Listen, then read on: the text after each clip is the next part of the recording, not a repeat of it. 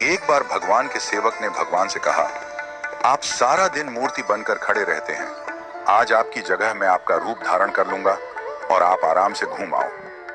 भगवान ने भी सेवक की बात मान ली, लेकिन भगवान ने शर्त रखी कि जो भी प्रार्थना करने आए उन्हें केवल सुनना और कुछ नहीं कहना। सेवक ने शर्त स्वीकार कर ली और योजना के अनुसार सेवक भगवान की जगह मूर्ति बनकर खड़ा हो गया।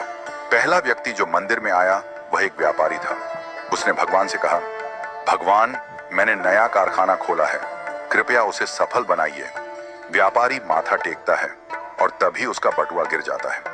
वह बटुआ गिराकर बिना देखे चला जाता है। सेवक बेचैन हो जाता है और सोचता है कि व्यापारी को बता दे कि उसका बटुआ गिर गया है, लेकिन भगवान की शर्तों के अनुसार वह कुछ नहीं कहता। कुछ समय बाद एक गरीब आदमी आता है और भगवान से कहता है, भगवान, घर में खाने के लिए कुछ नहीं है, कृपया हमारी मदद करें।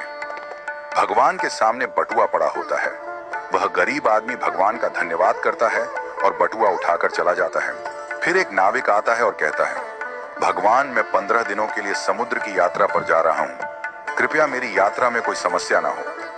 ठीक उसी समय व्यापारी पुलिस के साथ आता है और कहता है, यह नाविक मेरा बटुआ चुराकर भागा है। पुलिस नाविक को पकड़ कर ले जाती है। इस बीच सेवक बोल पड़ता है, बटुआ गरीब आदमी ने चुराया है। इसके बाद गरीब आदमी को पकड़कर जेल भेज दिया जाता है। रात को भगवान लौटते हैं और सेवक खुशी खुशी पूरा किस्सा सुनाता है।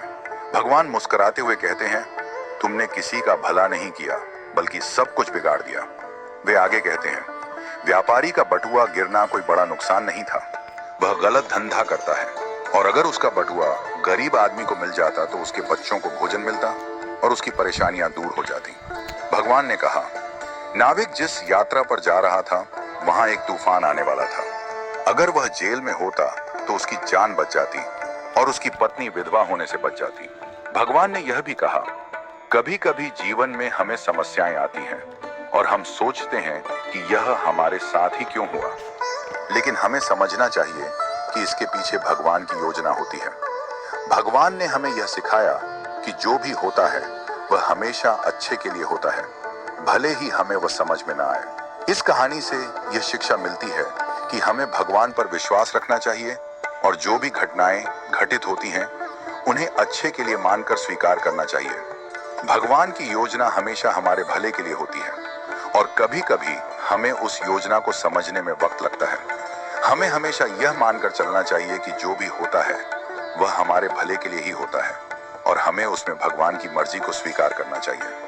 हमें कभी भी किसी स्थिति में निराश या हताश नहीं होना चाहिए, क्योंकि हर घटना के पीछे कोई ना कोई गहरी योजना होती है जो हमारे जीवन को बेहतर बनाने के लिए होती है।